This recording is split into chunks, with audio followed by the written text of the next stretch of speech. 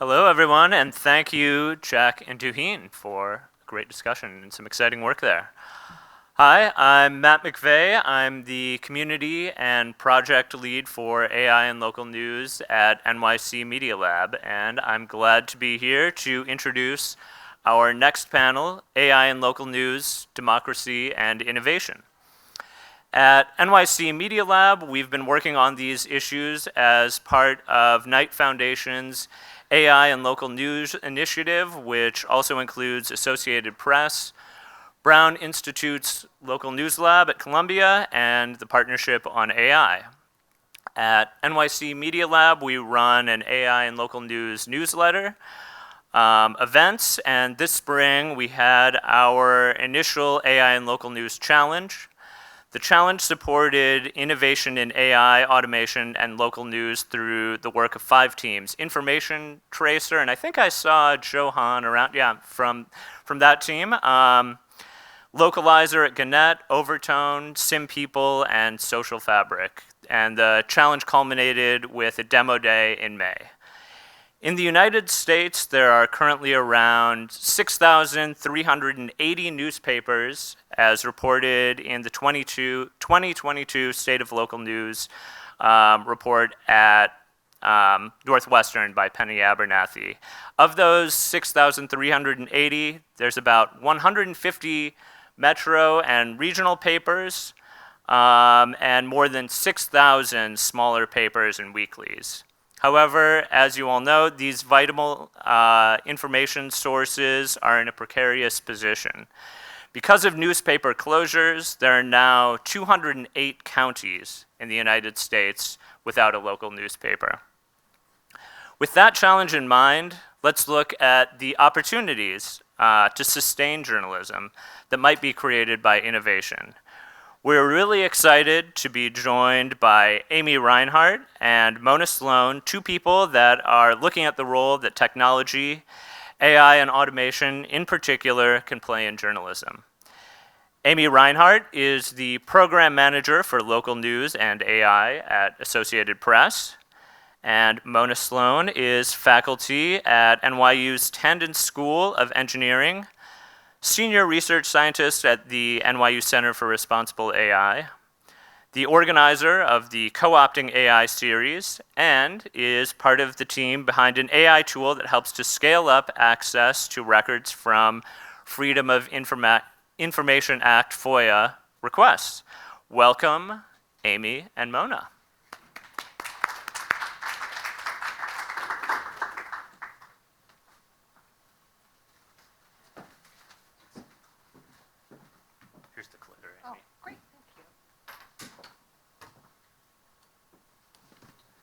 Hello. Hi. Dueling. Okay. This is a graphic for research that we did. I did it with my colleague Ernest Kung. And we call it, I'm going to turn around this way, not because I like to stand, but we called it groundbreaking. Of course we would, right? It's groundbreaking. But it's groundbreaking in the sense that we've only heard from what international and national newsrooms can do in terms of experimenting in this space. We haven't heard what happens at the local level. And I gotta say, there's not a whole lot of innovation happening at the local level. They are really fighting to survive every day. What we learned from, so we sent out 32 questions and we called and emailed and slightly harassed many news leaders across the US to try and take this survey. Some of them said, we don't have 20 minutes to do that. So and somebody yelled at us and said, I've seen AI take over jobs, so I'm not interested in this, and I would never send it to our cohort of newsrooms. So not everybody loved us, but we got almost 200 to take this survey, and what we found was that local and very small newsrooms could benefit the most from very basic automations. So you publish something to the website and it pings out to like three social media handles with that information. So very basic. They are not yet able to comprehend or even use artificial intelligence unless it's really kind of made for them and given to them. And Mona will talk about that with her project. But they have a low capacity to take on risk. Risk could mean failure. Failure could mean that they won't publish anymore. So, it's the national and international newsrooms that have that capacity that we're seeing, and which is why you probably hear so much about them. They often say we cannot add one more thing to our tech stack because our tech stack is held together with Scotch tape and rubber bands, and we can't add something else, or we've been burned. That startup folded, or it was bought. In the case of Graphique, it was bought by Amazon, and once everybody was trained, bought by Amazon, and Amazon buried it. So that's often their experience. They're like, we're not going to spend any more time learning another thing that might fold. Cost, training, and maintenance are top concerns. That was the first thing they asked, is how much is this going to cost? So this is a snapshot of the automation wish list that newsrooms said that if we could automate this would be great. The top thing, and it goes by blue print, orange radio, green TV, and purple for digital only. And transcription was their top interest. Social media content creation, and then automated writing through natural language processing. Yeah, sorry. The good news is everything on this list, there is a solution currently. In the tech world, even for page layouts. Sophie.io from the Globe and Mail has something that creates page layouts automatically. The problem is most of the tools are way out of range for newsrooms. We had a newsroom say we stopped using Hootsuite last week because it cost $100 a month. That is where local newsrooms are in terms of the ability to take on other tools. These are examples of local news leaders who we worked with and we interviewed. David Blomquist is the editor of the Jersey Journal, 3,000 daily circulation. He's an early adopter of data and spreadsheets. Brad Gowland is the unicorn in the newsroom who is able to do code. He's created a project called Search Minutes, which takes YouTube links of public meetings, transcribes them, and makes them available throughout the state of Michigan. We're going to be working with him on a project soon. Deanna Tisdale Johnson owns her family's paper in Jackson, Mississippi. She said, why would I add more things to my website if there's no broadband here? So she's facing a lot. Erin McIntyre says that she is the co-publisher, editor, and chief janitor at her newsroom. It's a 3-person newsroom in Colorado. And Ernesto Romero works at KYMA. That is a broadcaster that has 3 stations publishing in English and Spanish, covering Southern California, Arizona, and Mexico. So all of them, they have huge territories to cover. Multilingual audiences make enormous complexity for this.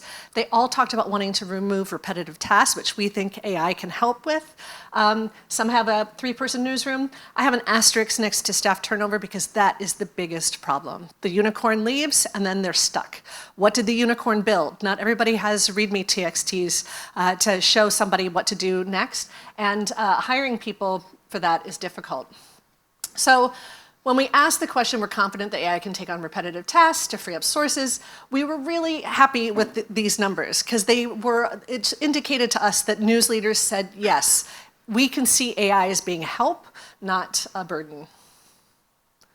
Oh, and that's it for me for the slides. So that was just to get us started in terms of the research that we did to understand. We had almost 200 newsrooms take the survey, and the big takeaway for us was that they're ready for simple automations and they're drowning in information, and also a deep commitment to the communities that they serve. They said, we are the only people covering information in this county.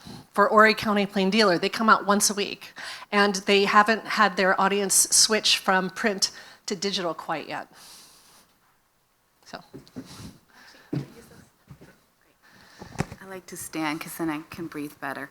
Hi, everybody. I am Mona. I'm a sociologist, which means I'm not a journalist, and I'm also not a data scientist, so forgive me if I'm slightly naive in that respect. I'm going to talk to you about Gumshoe today. Gumshoe is a project that I am running together with Hilke Schellman, who is a fairly known journalist who works on AI. And we do this project together with Muckrock's Document Cloud, so Michael Morrissey. Gumshoe is a natural language processing tool that is designed to help journalists who have few resources, very few resources, very often local newsrooms, to efficiently and effectively comb through FOIA material, specifically emails. That project came out of a real need. Hilke is a very active FOIA requester, and like probably many of you, and was very interested in finding out how we can use some of these cutting-edge AI tools to actually cut down her workload and help her find the relevant material and the relevant keywords. As a sociologist, I'm interested in things such as inequality and AI, the social issues that come with that, and I'm very often engaged in critique, but I'm also interested in using those tools for good. So we got together and actually thought about it the other way around, whereby we thought about, well, how about we use or come up with a technique whereby the irrelevant material is suppressed. So we'll kind of work to naturally surface the things that might be relevant. We gave this task to a absolutely fabulous all-female team of data science graduate students at the Center for Data Science at NYU, who were supervised by Professor of Data Science and Computer Science, Julia Stojanovic, and they built the tool for us. And they actually came up with a zero-shot model. Don't ask me exactly what that means. It works, though. That actually ingests large data sets consisting of FOIA emails. That's what we're working on right now. And calculates basically the relationship between relevant and irrelevant keywords that the user is giving the tool. In other words, if you were to use Gumshoe, we would ask you to put in at least 4 to 5 irrelevant keywords and 4 to 5 relevant keywords, keywords that are somewhat relevant to your investigation. And then the tool goes through the data set and ranks according to the smallest distance. Why? Because we don't want to read emails that are about pushing meetings or birthdays or signatures or any of that stuff. We completed that project, which was an academic project at the time, and it worked fairly well, and then got together with Muckrock, who have a huge trove of FOIA material, as again, I'm sure you all know, and we're actually in need of such a tool. We got funding from the McGovern Foundation to do that, and we have now, I'm very proud to say, as of 2 weeks ago, are integrated with Document Cloud, and we have a beta version that is working. And we are currently setting ourselves up so that we can recruit journalists who are out in the field, who have active investigations, ideally already existing FOIA data sets consisting of emails that can come to us, that we can actually mentor and help them to use Gumshoe, and we can get feedback that way and kind of work so that we can actually put it out publicly. So if you are that journalist, please come talk to me after this, and we'll get you set up. You will get bespoke support from the Document Cloud team and from us. And that's it. And we have, a couple of other topics to talk about.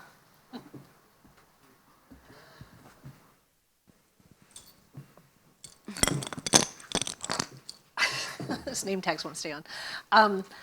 I don't know, how many journalists have you guys been working with so far on with Gumshoe? Right, so we are just now integrated, and it actually was, we're running also on very few resources, and so we had to be very clever in finding the right talent to help us with the integration.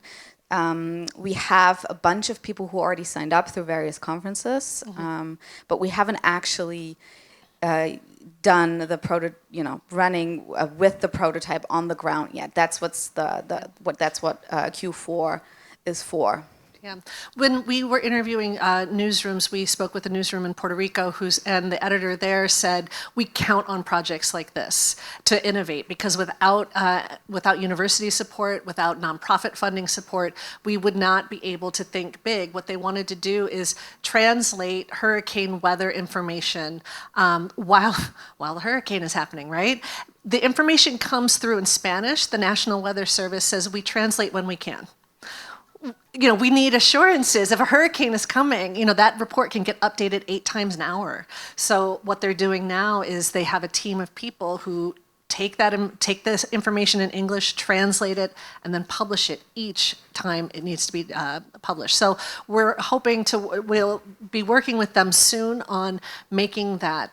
That's exactly like what Gumshoe does. It takes 70% of the muck, maybe 60%.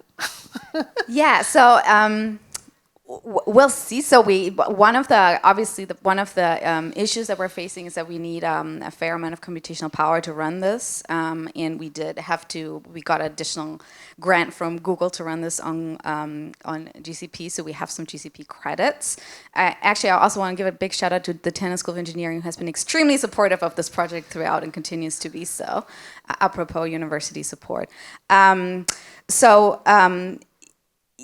we are facing that issue that it is kind of, if it's not on GCP, it's exceedingly slow. Mm-hmm. And of course, it gets slower the more data you have. But those are problems we know are fixable by way of resources. They are not design problems in the tool. So what we need to do next is really tweak the tool so that it slots neatly into the journalistic practice. And I say this with my sociologist hat on, because obviously the social processes and professional practices of journalists are absolutely the key element here, right? Like we have many tools that are out there. If they don't actually fit into what journalists are already doing or can do with the limited resources that they have available, and then those tools will not be, there won't be an uptick in those tools. Yeah, I mean, we tried to talk with newsrooms about problems rather than solutions. Like, what kind of AI do you need? It's like, oh, we need help in every direction. We don't know.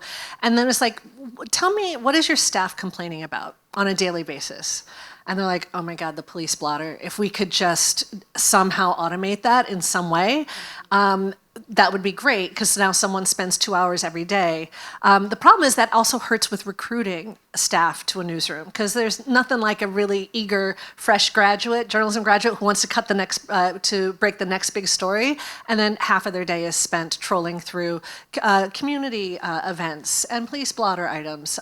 So we do think we can create something that automates that. The big problem is the variance in which that information comes in. So, some are delivered by PDF, some you have to call in. So it really depends, and I'm sure you guys see that with Gumshoe all the time, right? Yeah, that's a very good point. We actually face that document type problem. Currently, the output of Gumshoe is a spreadsheet. But again, that's a fixable problem, right? That's an UI problem. We can probably work that out later down the line. But you said another important thing there about, the young graduate who comes in. And we spoke about this earlier when we were preparing for this panel. And I want to, make sure that we talk about this. The young people. We were so fortunate in working with these very eager, socially minded, social justice minded data scientists. But as an educator who actually teaches young engineers, I can tell you there is more than one out there. And I would encourage professionals to actively engage with universities who are training this young talent to get your projects on the syllabus, in the curriculum. Try to develop relationships with these people before they actually hit the market and realize that they can make a lot of money with a tech degree. Some of them are not interested in that. Actually not, that's a growing group, actually, who are interested in public interest technology.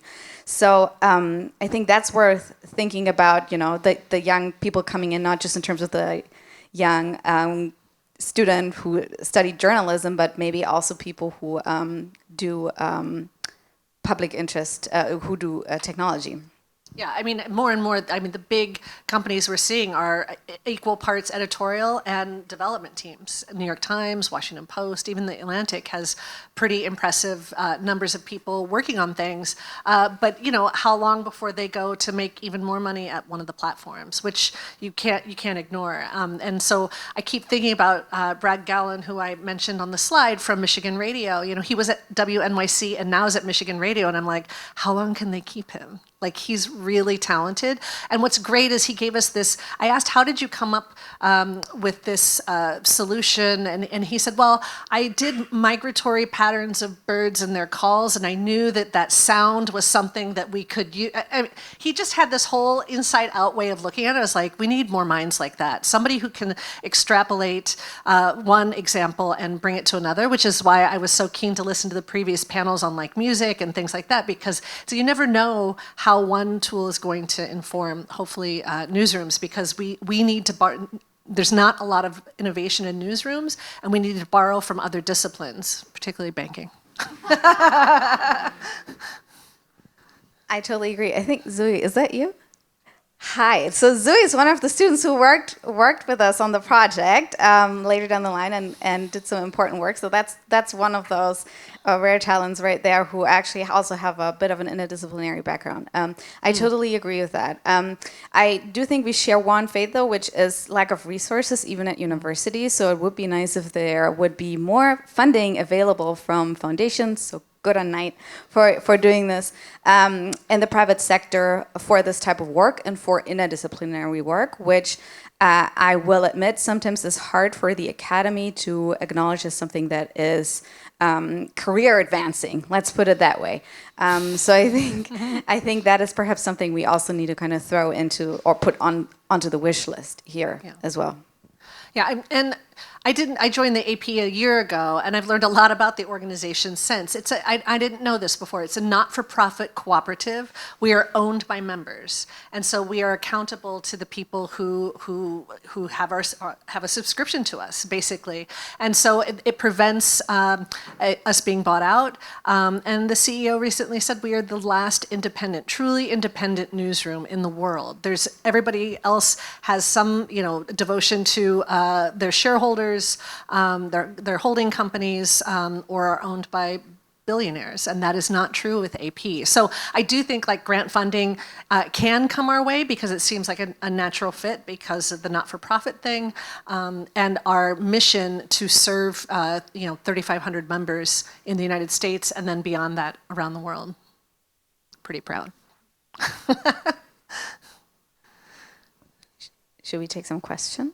Yeah, Matt? Yeah, okay, great. We have one back there. Yeah. Yeah, I'm interested in, is your tool, Gumshoe, is that available to the public, one? And two, how is it different or similar to some of the other tools? I know there's one called Overview, and I think it was done at the AP. It was a Knight-funded challenge project, which took in a lot of FOIA documents and then did some textual analysis. So Overview is a classic example of a tool that works well. Lots of journalists used it. They were trained on it, and then it just faded away. It was last at I think a university in British Columbia, and then in 2021 it stopped. Google Pinpoint, coincidentally came up at that same point. But I'll let you talk about the other. I just wanted to get the Overview thing in. Question one, is it available? Not yet. So, but if you are a journalist and you would like to kind of test drive the prototype, please come talk to me and we can arrange that. We have, through the grant with McGovern, some staff time available to actually individually mentor the teams we're going to work with who are willing to test the prototype. How it is different, I don't know. I don't know the other tool, but I think the innovative thing about Gumshoe is that we really think about this as a human in the loop, basically system, whereby the tool essentially learns what the journalist is looking for in the investigation over time and will surface. And currently we only have email. We'll have different types hopefully soon. But we'll, for example, surface material that can then give better keywords for more targeted FOIA requests. I'm going to give you an example. We very early on did a little test drive with somebody who had completed an investigation and had email FOIA material, and we ran it through the tool, and then just kind of gave back the output in a call, and that journalist was surprised that the tool was actually surfacing material that, for example, didn't have the word contract but agreement and any related words, because he was interested in contracts. It was a law enforcement and AI investigation. And so that's the idea, that it continually learns, and that that it's fed back to the journalist, and it becomes this sort of maybe a little closed human AI system. I don't know if that's the same or different, but. When you were discussing AI taking on the massive problem of transcription, and I say this as someone who used to quality check transcripts, what's the accuracy that you're looking at, and is it something that could also be simultaneously translated while after transcription or during transcription? Well, as you probably know, translation is really, with tools, they're almost always created in English, and so that already has a problem. But the transcription, we say as a guide, 80%. This tool is going to take you 80% of the way there. The rest of the 20% is what you're going to have to do on your own. We interviewed 25 news leaders. We did transcriptions through a service. It was terrible distinguishing between female voices. So female voices have a more narrow range, is possibly one explanation. My other explanation is I bet their data set was, their training set was probably men, and so it's a blind spot they had. We had someone who was speaking English with an accent, and it was garble.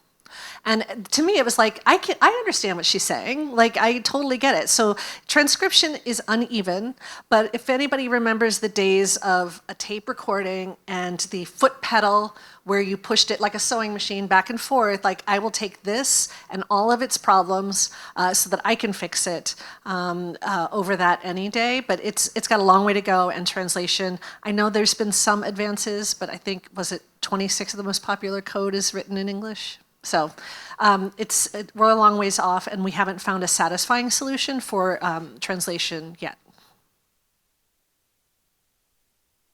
We were talking about how one of the things that the newsrooms that you talked to had problems with was money. And I hear all kinds of news stories about how the local news business is terrible, terrible, terrible. Do you have any rays of sunshine or ideas about, like, future? I do. Awesome. I do, actually, sometimes. So we're talking through glass, but the Institute for Nonprofit News came out with a study recently that said that nonprofit newsrooms have doubled in the past few years compared to the previous 5 years. So I think there's like 120 now of nonprofit newsrooms. So I do think that's exciting. I think collaborations among newsrooms, if you can't beat them, join them, is another great ray of sunshine, and that there's also a real commitment among people to shore up news deserts, whether it's librarians who are curating, events that are happening, or even we think with the transcription work of public meetings, that could fill some news deserts. It is not perfect. I can imagine meetings, the recordings to meetings being turned off at convenient points, or that Bill, who runs it, doesn't show up because they're going to be talking about something people don't want others to learn about. But in the absence of nothing, I think that coverage is possible. And so I do think that there are a lot of people who care about it. There's a lot of funders who see this as key to holding up democratic institutions. It's clear when there are news deserts that voting goes down, running for public office goes down, all of that really critical civic engagement that gets people out of their cars and talking to each other. So. Can I add to the weather? Yeah. The good weather? Yeah. I'm just going to repeat kind of what I said before. There are students and faculty who are really interested in working with these real world problems. And I think it's always worth kind of finding out, what your local university is doing. Maybe they have the ability to integrate some of that into their actual practice. Maybe they have the solution already, or maybe they know somebody. Academics tend to be very well connected. So I would, try to work it that way too.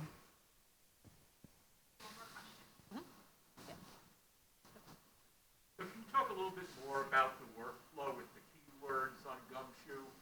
If you started to do it already, is it somebody who has a specific goal in mind, or is it a little bit more of an organized fishing expedition where they're putting in all kinds of terms that might raise something good? Yeah, great question. All right, so so the target group for Gumshoe are people who already know kind of what they're looking for, and the problem that Gumshoe is solving for them is that there is just this huge data set of, in this case, emails that they don't have time to go through to find what Hilke calls smoking gun. And so you should come to Gumshoe already knowing basically you should come to Gumshoe being already annoyed and knowing what the annoying keywords are that you definitely don't want to see, and kind of at least suspicious of the keywords that could help surface the emails that you're interested in. That's all you need to bring. And so you add 3 to 5 keywords that are definitely irrelevant. Meeting is a popular one, and some that are already relevant. And then it starts to create this ranking based on the relationship between the two. Is that helpful? Yeah, absolutely. And this may be a down the line issue. It may be a problem that comes with success.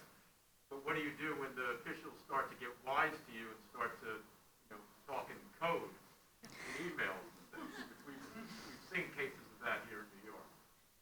Right. I haven't thought about that yet. I mean, listen, keywords are not something you set and leave. You constantly refine. And I think, again, don't ask a journalist about technology. Ask them what they're annoyed by, and you will get full conversations. Thank you.